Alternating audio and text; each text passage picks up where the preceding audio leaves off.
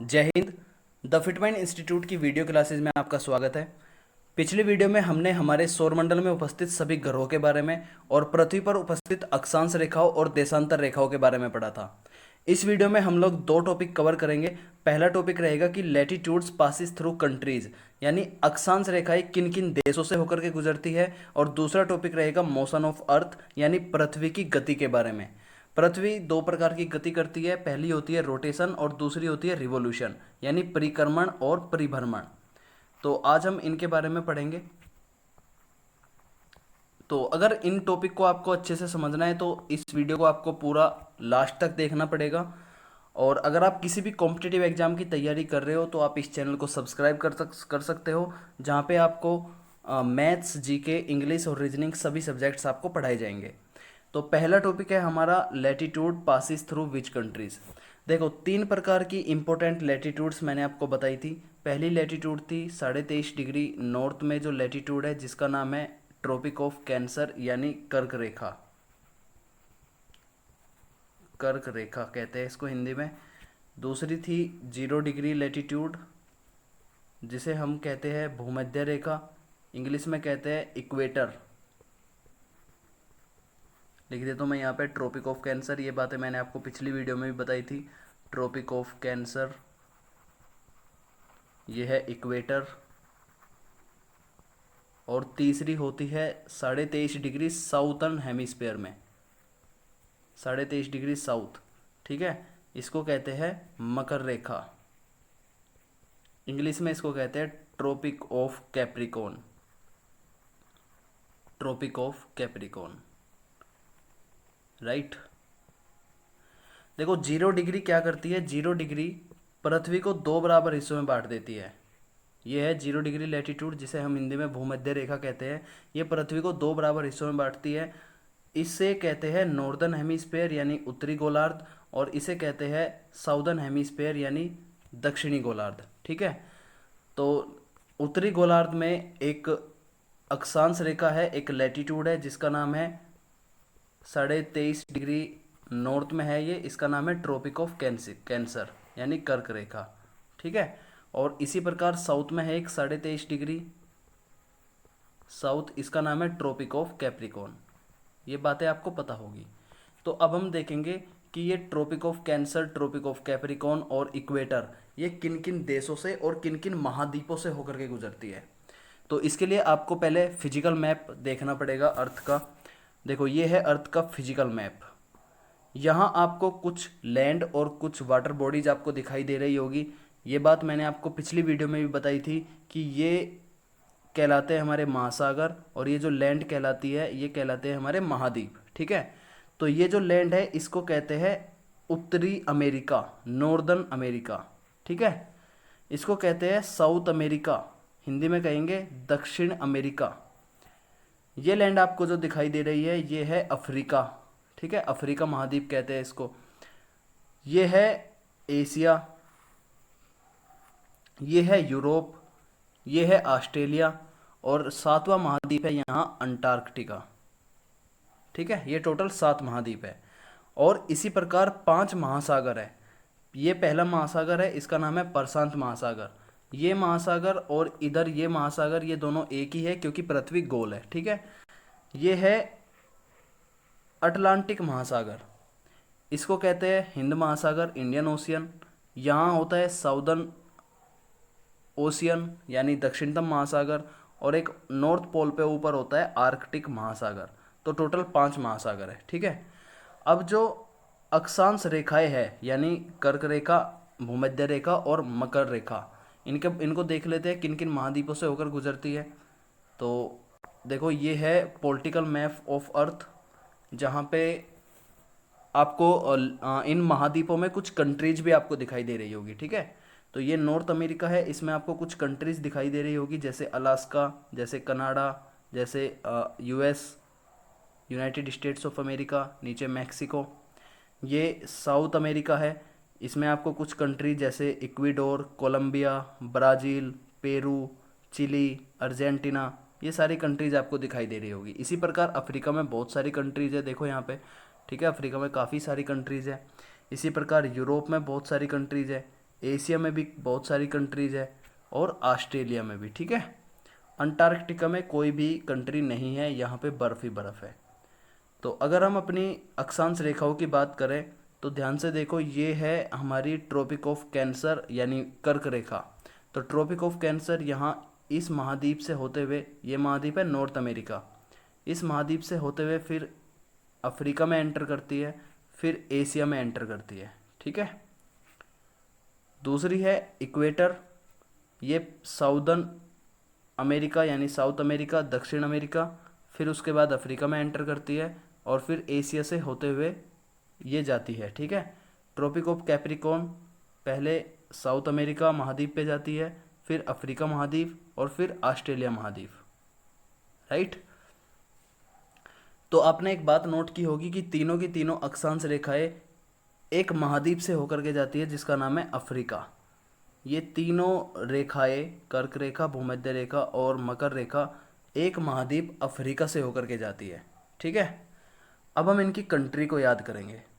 देखो अगर मैं आपको यहाँ पे दिखाऊं जूम करके, तो देखो ध्यान से, ट्रॉपिक ऑफ कैंसर को देखो। Tropic of Cancer North America की कुछ कंट्री में होके जाती है, फिर अफ्रीका की कुछ कंट्री और फिर एशिया की कुछ कंट्री, ठीक है।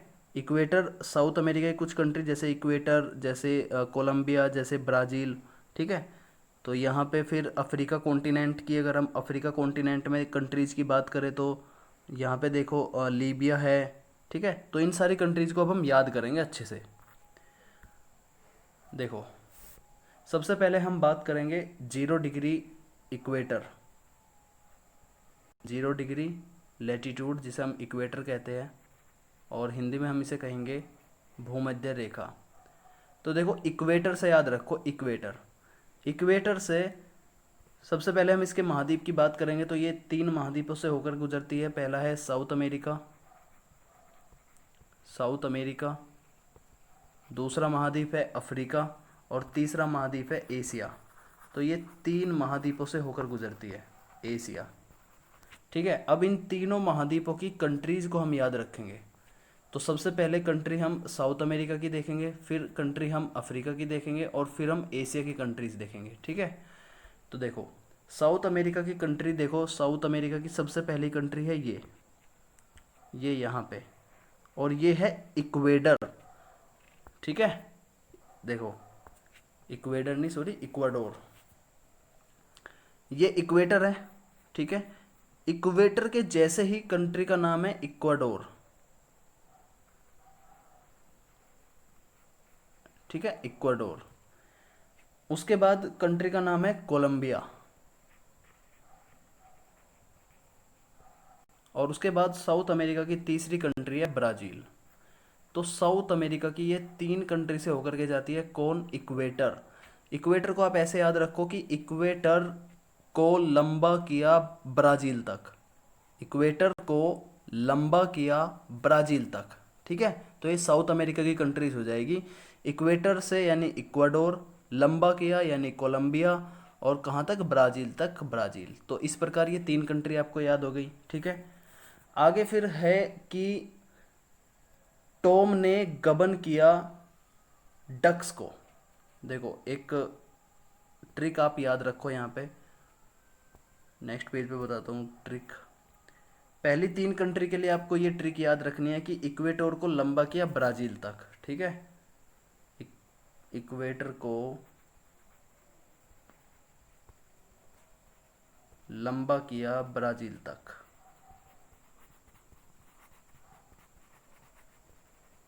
याद रह जाएगी ये बात।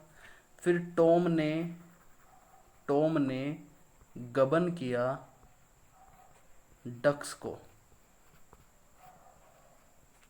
डक्स, DUKS, डक्स को, टॉम ने गबन किया डक्स को, ठीक है।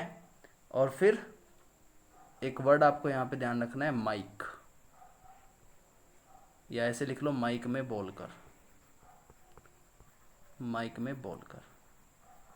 तो इक्वेटर को लंबा किया ब्राज़ील तक, टॉम ने गबन किया डक्स को माइक में बोलकर, ठीक है। अब देखो इस ट्रिक से हम कंट्री के नाम याद रखेंगे। इक्वेटर को लंबा किया ब्राजील तक, इससे हम याद रखेंगे इक्वेडोर, कोलंबिया, ब्राजील। ठीक है, इक्वेडोर, ECUDOR, स्पेलिंग सही लिख लेना, इक्वेडोर, कोलंबिया, ब्राजील। ठीक है, इससे आगे है टॉम ने गबन किया डक्स को। तो देखो इससे किस किन किन किन किन कंट्रीज का नाम बनेगा। टॉम से बनेगा हमारा सोटोम, सोटोम, इसका पूरा नाम है सोटोम एंड प्रिंसिपल। तो ये कंट्री है टोम, टोम से ये कंट्री बनेगी सोटोम एंड प्रिंसिपल। ठीक है, गबन किया, गबन से कंट्री का नाम होगा गैबन, गैबन। ठीक है, डक्स को देखो डी से बनता है हमारा डेमोक्रेटिक ऑफ कॉन्गो, और कॉन्गो में एक और है वो है रिपब्लिक ऑफ कॉन्गो। तो डी से आप दोनों को याद रखोगे, Republic of Congo and democratic of Congo. तो पहले आएगा रिपब्लिक ऑफ कॉन्गो, फिर आएगा डेमोक्रेटिक ऑफ कॉन्गो। अच्छे से याद कर लेना, अच्छे से लिख लेना इनको। ठीक है, डेमोक्रेटिक ऑफ कॉन्गो लिख लोगे, डेमोक्रेटिक ऑफ कॉन्गो, ये डी से बनेगा। उसके बाद अगर हम यू से बनेगा हमारा युगांडा। नेक्स्ट पेज पे चलते हैं। वर्ड था हमारा डक्स, डक्स डी से हमने दो चीज़ें बनाई, Republic of Congo and democratic of Congo. You से हमारा बनेगा युगांडा, युगांडा। ठीक है, फिर आता है के से बनेगा केन्या,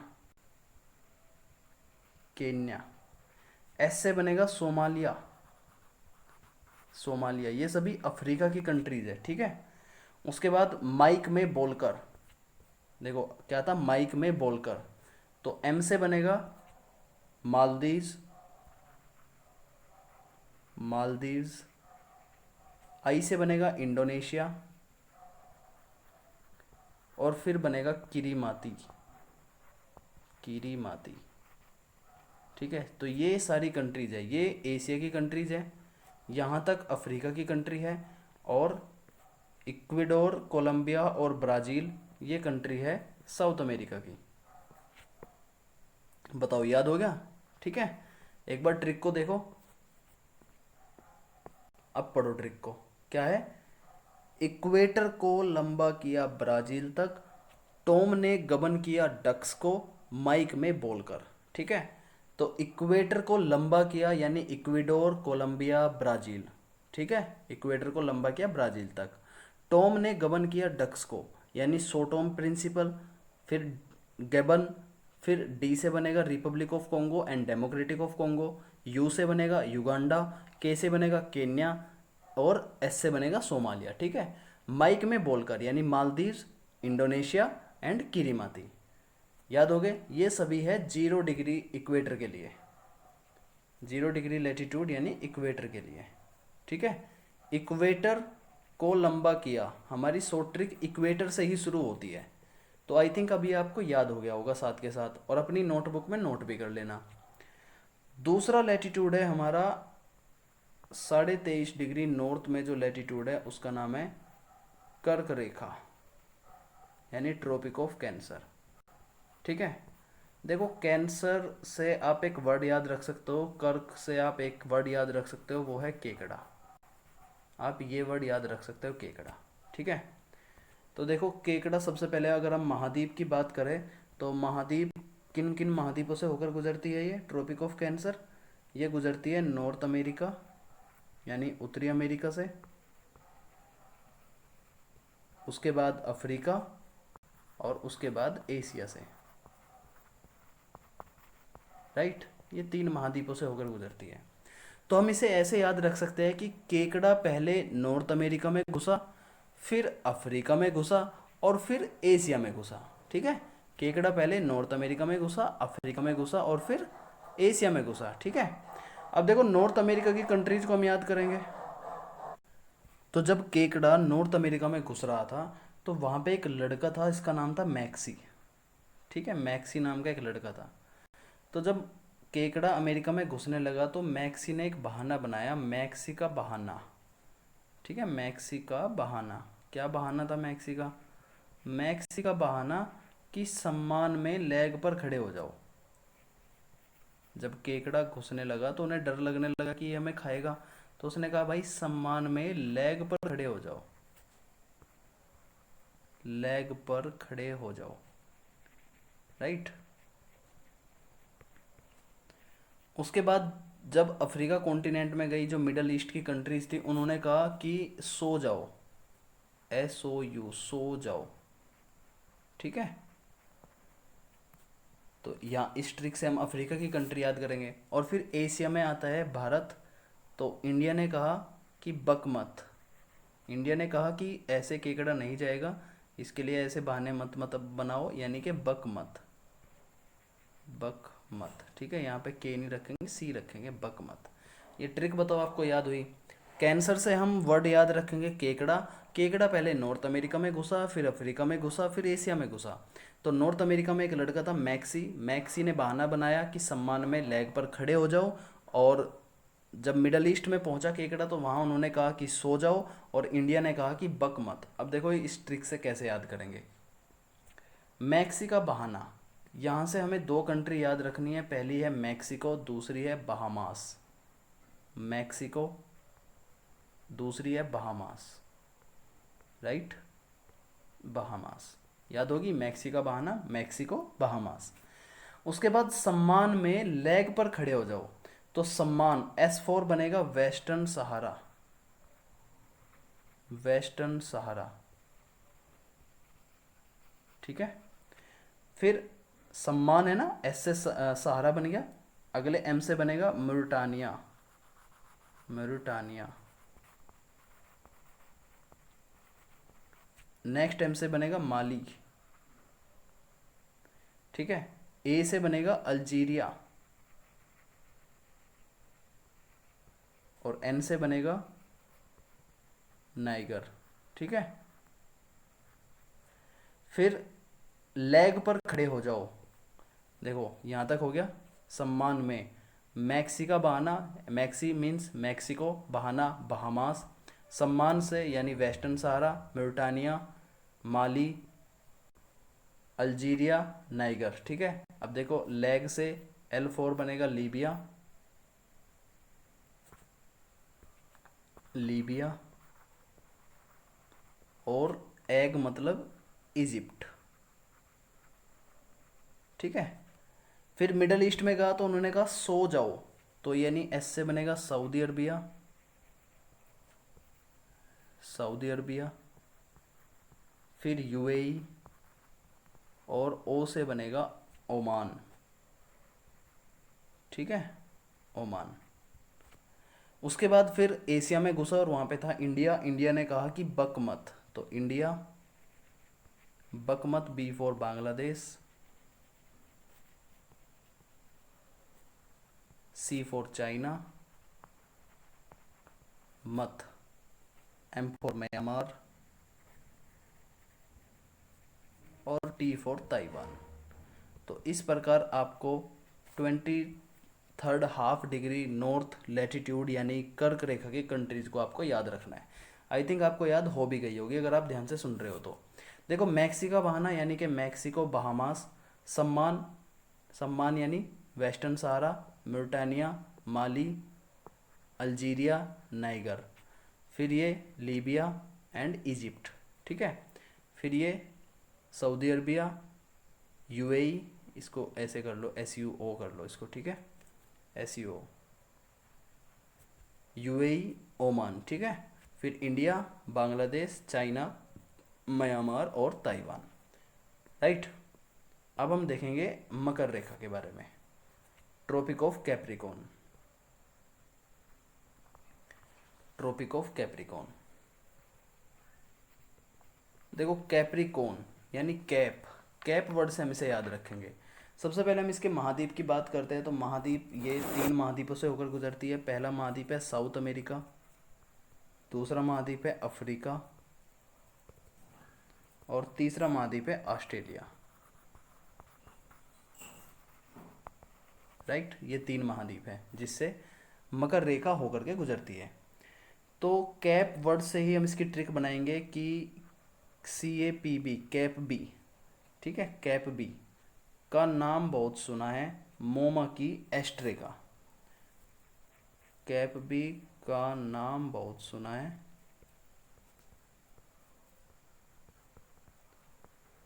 मोमा की एस्ट्रेका। तो आप इस ट्रिक से आप याद रख सकते हो एस्ट्रेका। तो देखो क्या क्या कंट्री के नाम है यहाँ पे कैप बी। देखो C फॉर चिली, लिख लो आप इसे, मैं यहाँ नहीं लिखूंगा, मैं बोल रहा हूँ, आप लिखो अपनी कॉपी में, ठीक है। C फॉर चिली, ठीक है, Chile. A for Argentina, P for Paraguay, B for Brazil, ठीक है, चिली, अर्जेंटीना, पुरुगवे, ब्राज़ील। फिर नाम बहुत सुना है, N, ठीक है, N फॉर नामीबिया, नामीबिया। बहुत, B for Botswana, Botswana, right. सुना है, S for south Africa, next page पे लिख लो, नामीबिया, बोट्सवाना, नेक्स्ट पेज पे south Africa, south Africa, right. सुना है, मोमा, देखो इस मोमा से बनेगा मोजाम्बिक, देखो यहाँ एमओ मीन्स मोजाम्बिक और एमए मीन्स मेडागास्कर, तो मोजाम्बिक और नेक्स्ट है मेडागास्कर, और फिर बचा एस्ट्रे यानी ऑस्ट्रेलिया। तो इस ट्रिक से आपको ट्रॉपिक ऑफ कैप्रिकॉन यानी मकर रेखा की कंट्रीज को आपको ध्यान रखना है। देखो फिर से दोहराते हैं, चिली, अर्जेंटीना, पुरुगवे, ब्राज़ील। नाम बहुत सुना है, N फॉर नामीबिया, बोट्सवाना, सुना है यानी साउथ अफ्रीका, मोमा मोजाम्बिक, मेडागास्कर, और एस्ट्रे मीन्स ऑस्ट्रेलिया। एक बार इनको फिर से पढ़ो, फिर से लिखो, आपको याद हो जाएंगे, ठीक है। इन तीनों ही अक्षांश रेखाओं के बारे में आपको एक बात और ध्यान रखनी है कि ट्रॉपिक ऑफ कैंसर से हम शुरू करते हैं। ट्रॉपिक ऑफ कैंसर, कर्क रेखा,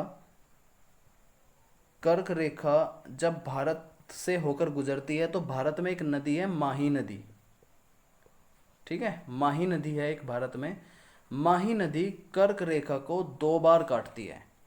मान के चलो ये माही नदी है और इस तरीके से है माही नदी, और ये कर्क रेखा है, तो माही नदी कर्क रेखा को 2 बार काटती है ऐसे, ठीक है। ये कर्क रेखा के बारे में है। इसी प्रकार भूमध्य रेखा, भूमध्य रेखा को एक नदी काटती है जिसका नाम है कोंगो नदी, ठीक है। भूमध्य रेखा को कौन काटती है? कोंगो नदी काटती है 2 बार, और ये अफ्रीका की है, ठीक है, अफ्रीका की नदी है कोंगो नदी, जो भूमध्य रेखा को 2 बार काटती है। फिर हम बात करते हैं ट्रॉपिक ऑफ कैप्रिकॉन यानी मकर रेखा की। तो मकर रेखा को काटने वाली एक नदी है जिसका नाम है लिम्पोपो, लिम्पोपो। लिम्पोपो एक ऐसी नदी है जो मकर रेखा को 2 बार काटती है, ठीक है। तो कर्क रेखा को कौन काटती है? माही नदी काटती है। भूमध्य रेखा को कौन काटती है? कोंगो नदी काटती है। और मकर रेखा को कौन काटती है? लिम्पोपो नदी 2 बार काटती है। तो ये बात भी आपको ध्यान रखनी है, ठीक है। अक्षांश रेखाओं के बारे में मैंने आपको बताया कि तीनों अक्षांश रेखाएं किन किन देशों से होकर गुजरती है। काफ़ी इंपॉर्टेंट टॉपिक था ये। इस टॉपिक को आपको अच्छे से पढ़ना है, बार बार पढ़ना है, तभी जाकर के आपको याद होगी, ठीक है। अब एक चीज़ मैं आपको बताता हूँ यहाँ पे, ये हमारी पृथ्वी है। कल मैंने आपको अक्षांश रेखाओं के बारे में बताया था। देशांतर रेखाओं में जो 0 डिग्री देशांतर रेखा होती है उसे हम कहते हैं प्राइम मेरिडाइन, प्राइम मेरिडाइन, ठीक है। और इसी को हम लोग कहते हैं इंटरनेशनल टाइम जोन, इसे ऐसे भी कहते हैं Greenwich mean time, mean time, ठीक है। और इसी की दूसरी साइड में होती है 180 डिग्री लॉन्गिट्यूड, ये 0 डिग्री लॉन्गिट्यूड है। इसी की दूसरी साइड में होती है 180 डिग्री लॉन्गिट्यूड, जिसे हम कहते हैं international date line. 180 degree longitude से डेट की निर्धारण होता है, डेट का पता चलता है, और 0 डिग्री से हमें टाइम का पता चलता है, ठीक है। तो यहाँ पे एक क्वेश्चन ये भी आ जाता है कि जो 0 डिग्री लॉन्गिट्यूड है वो लैटिट्यूड्स को यानी कर्क रेखा को, मकर रेखा को और भूमध्य रेखा को कहाँ पर काटती है। तो ये पॉइंट भी नोट कर लो कि ट्रॉपिक ऑफ कैंसर को 0 डिग्री लॉन्गिट्यूड अल्जीरिया में काटती है। कहाँ पे? अल्जीरिया में। अल्जीरिया में। अल्जीरिया किसकी कंट्री है? अफ्रीका महाद्वीप की कंट्री है। ठीक है, ये है कर्क रेखा के लिए। 0 डिग्री कर्क रेखा को, 0 डिग्री लॉन्गिट्यूड यानी प्राइम मेरेडाइन कर्क रेखा को अल्जीरिया देश में काटती है। फिर भूमध्य रेखा यानी इक्वेटर की अगर हम बात करें तो इक्वेटर को 0 डिग्री लॉन्गिट्यूड काटती है गल्फ ऑफ गिनी में। गल्फ ऑफ गिनी, ठीक है, Gulf of Guinea. Gulf of Guinea कहाँ है? गल्फ क्या होता है? गल्फ को हिंदी में कहते हैं खाड़ी। खाड़ी क्या होता है? जब समुद्र का पानी, मान के चलो ये लैंड है ऐसे, ठीक है, और यहाँ समुद्र है। जब समुद्र का पानी लैंड के बीच में एक ऐसी जगह है जिसमें ये भर जाए तो इसे कहेंगे हम गल्फ। तो ये वाला जो रीजन कहलाएगा ये हमारा गल्फ कहलाएगा। ठीक है, तो अटलांटिक ओशन में एक गल्फ ऑफ गिनी है। अटलांटिक ओशन में, अटलांटिक ओशन कहाँ है ये मैं आपको बता चुका हूँ। ठीक है, अटलांटिक ओशन में क्या है? गल्फ ऑफ गिनी। तो गल्फ ऑफ गिनी में 0 डिग्री लॉन्गिट्यूड लैटिट्यूड को इंटरसेक्ट करती है, काटती है। फिर हम कैप्रिकॉर्न की बात करेंगे। अगर हम मकर रेखा की बात करेंगे तो 0 डिग्री लॉन्गिट्यूड मकर रेखा को कहाँ काटती है? अटलांटिक ओशन में काटती है। अटलांटिक ओशन में काटती है। तो ये बातें भी आपको ध्यान रखनी है। ठीक है, अब हम चलते हैं मोशन ऑफ अर्थ की तरफ।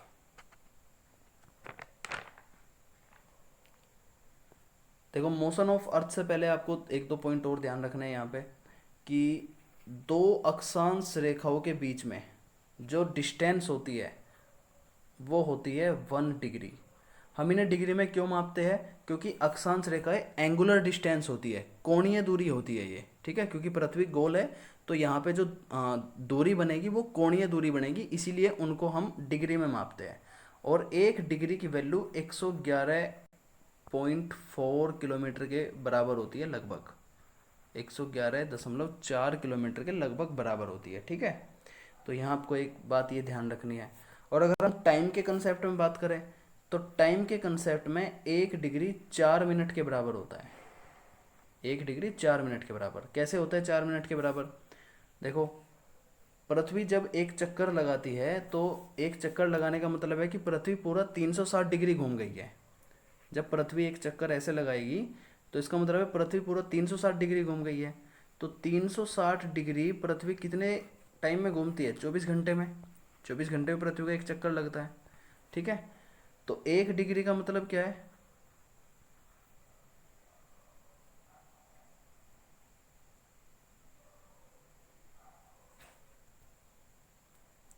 सॉरी, 1 डिग्री नहीं, 1 घंटा।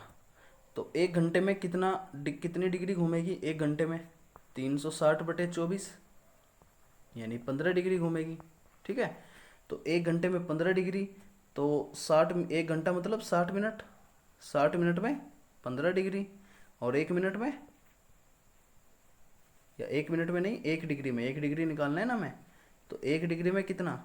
60/15 यानी 1 डिग्री इक्वल टू 4 मिनट। तो ये यहाँ से निकल के आया ये कंसेप्ट जो मैं आपको बता रहा था कि 1 डिग्री, अगर हम दूरी की बात करें तो 111.4 किलोमीटर, और समय की अगर हम बात करें तो 1 डिग्री 4 मिनट के बराबर। ठीक है, और घंटे में अगर हम बात करें तो कितने घंटे कितनी डिग्री के बराबर? 15 डिग्री के बराबर 1 घंटा होता है। ठीक है, ये भी आपको ध्यान रखनी है, राइट। अब हम बात करते हैं मोशन ऑफ अर्थ के बारे में। तो देखो, पृथ्वी दो प्रकार की मोशन करती है। पहली होती है रोटेशन, जिसे हम हिंदी में कहते हैं परिभ्रमण, और दूसरी होती है रिवोल्यूशन, जिसे हम हिंदी में कहते हैं परिक्रमण। ठीक है, तो रोटेशन और रिवोल्यूशन में क्या डिफरेंस होता है? रोटेशन होता है कि जब पृथ्वी अपने अक्ष पर ही घूम रही हो, जैसे ये पृथ्वी है, ये इसका अक्ष है, तो आपने देखा होगा पृथ्वी वेस्ट टू ईस्ट पश्चिम से पूर्व की ओर अपने अक्ष पर घूमती है, तो इसको हम कहते हैं रोटेशन।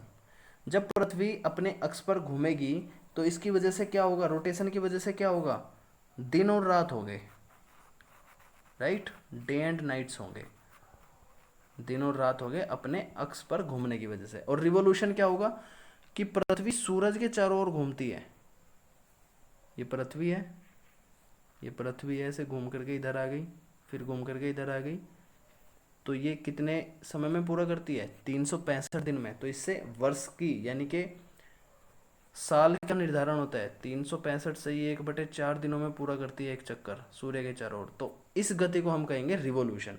बात आई समझ में, ठीक है। यहाँ भी रिवोल्यूशन वेस्ट टू ईस्ट ही होता है, यानी कि पश्चिम से पूर्व की ओर ही होता है। और इसकी वजह से क्या इफेक्ट होता है, जैसे रोटेशन की वजह से इफेक्ट होता है कि दिन और रात होते हैं, तो रिवोल्यूशन की वजह से क्या इफेक्ट होता है, सीजन का फॉर्मेशन होता है, ऋतुएं बनती है, सीजन बनते हैं, ठीक है, ऋतुएं बनती है। समझ आई बात। तो अब और डिटेल में जान लेते हैं इनके बारे में। सबसे पहले हम देखेंगे रोटेशन। तो रोटेशन,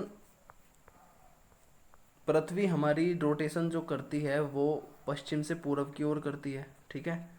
दूसरी बात यहाँ पे आपको एक बात और ध्यान रखनी है कि जो पृथ्वी का जो अक्ष है वो 23.5 डिग्री झुका हुआ है, बिल्कुल सीधा अक्ष नहीं है, यहाँ ऐसे नहीं है, ये गलत है डायग्राम। पृथ्वी का अक्ष कुछ ऐसे झुका हुआ है, ठीक है। कितने डिग्री, 23.5 डिग्री। ये क्वेश्चन भी पूछा जा चुका है एक बार। 23.5 डिग्री पृथ्वी का अक्ष जो है झुका हुआ है, ठीक है। इसकी वजह से क्या होता है, रोटेशन की वजह से जब पृथ्वी अपने अक्ष पे घूमती है तो डे और नाइट यानी दिन और रात होते हैं, डे और नाइट, ठीक है, नोट कर लेना ये बातें, ठीक है। और दूसरी बात यहाँ पे आपको ये बात ध्यान रखनी है कि अगर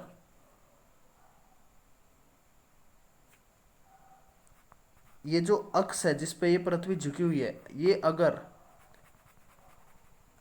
इसको हम बोलेंगे एक्सिस ऑफ इंक्लिनेशन के बराबर हो जाए तो इसकी वजह से क्या होगा, इसकी वजह से डे नाइट के बराबर हो जाएगा, ठीक है, दिन और रात बराबर हो जाएंगे जब लाइन ऑफ इंक्लिनेशन एक्सिस के बराबर हो जाएगा, ठीक है, लाइन ऑफ इंक्लिनेशन बराबर हो जाएगा एक्सिस के, तब दिन और रात बराबर हो जाएंगे और इस घटना को कहेंगे इक्विनोक्स। क्या कहेंगे, इक्विनोक्स, ठीक है, दिन और रात बराबर हो जाएंगे। कब होते हैं दिन और रात बराबर, कब होते हैं इंक्लिनेशन एक्सिस के बराबर, देखो जैसे ये सूरज के चारों तरफ पृथ्वी घूम रही है, यहाँ ऐसे झुका हुआ है एंगल इस तरीके से, यहाँ ऐसे झुका हुआ है एंगल इस तरीके से, यहाँ ऐसे झुका हुआ है एंगल। तो पृथ्वी की 4 पोजीशन होती है, ठीक है। पहली पोजीशन तो होती है ये यहाँ पे, ठीक है। इसमें जो प्रकाश की रोशनी होती है वो कुछ इस तरीके से पड़ती है। तो प्रकाश की रोशनी यहाँ 23.5 डिग्री नॉर्थ पर पड़ती है, कर्क रेखा पर पड़ती है। तो इसीलिए इस साइड में होता है कर्क संक्रांति, ठीक है, समर सोलिस्टिक्स भी इसको कहते हैं, कर्क संक्रांति, ठीक है। कब होती है ये होती है 21 जून को,